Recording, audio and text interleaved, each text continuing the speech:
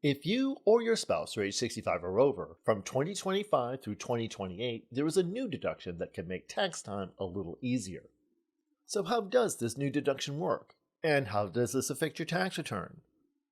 I'm the Tax Geek, and here's the new $6,000 senior deduction under the One Big Beautiful Bill Act, oversimplified.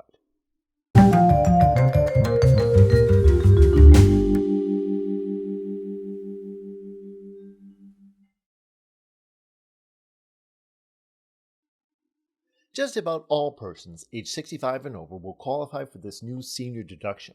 This deduction is taken in addition to the extra standard deduction that persons age 65 and over already qualify for. There has been a lot of misinformation regarding this deduction, especially in the first few weeks after the OBBBA was enacted. This deduction has nothing to do with whether your Social Security is taxable or not. It's a simple deduction that most persons age 65 and over will be able to take, even if they don't collect Social Security. The deduction is per spouse per return. Two taxpayers age 65 or over will qualify for as much as $12,000. And again, this is in addition to any standard deduction or itemized deductions they may claim. However, depending on how your state computes taxable income, this amount may still be subject to state income tax. To claim the deduction, you and your spouse must have Social Security numbers that are valid for work. The deduction is not available to married persons who file separately. The deduction is limited to your taxable income after taking your standard deduction or itemized deductions. It cannot reduce your taxable income below zero. Example, Sam and Ginette are both over 65 and have a joint adjusted gross income of $40,350.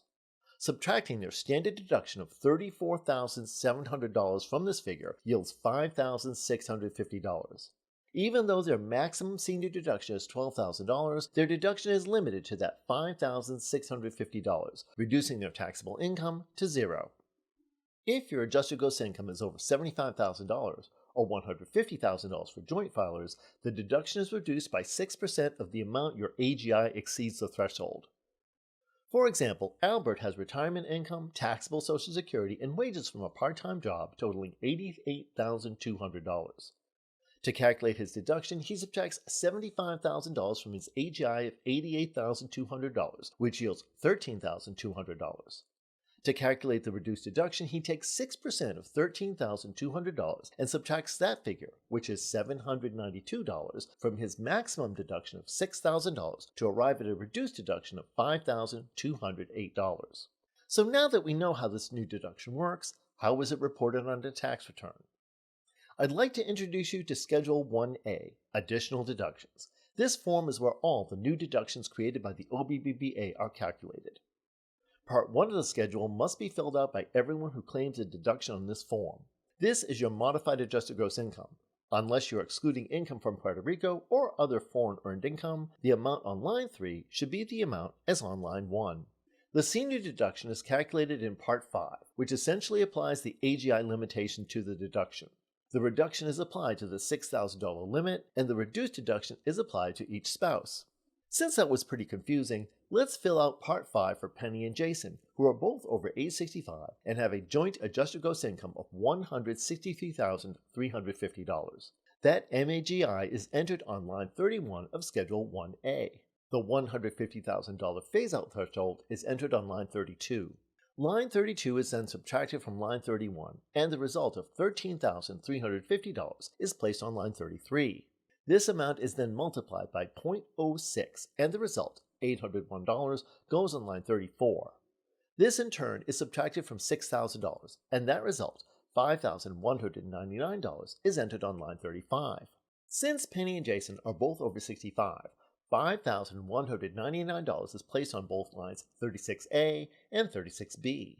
Add the two together, and $10,398 is their reduced deduction placed on line 37. This figure, combined with all the other additional deductions they may have, is then placed on line 13B of their 2025 Form 1040. If only one of the couple were age 65 or over, their senior deduction would be just $5,199. Applying their $10,398 senior deduction to their 22% marginal tax rate gives Penny and Jason a $2,288 tax savings. For now, this is all based on draft regulations and forms, which may change before the end of 2025. Additional developments will be noted in pinned comments and the video description, where you will also find links to additional resources and information. If you found this video informative, please give it a like and share it with anyone who could find it useful. Subscribe to the channel to see more oversimplifications of our increasingly overcomplicated tax system.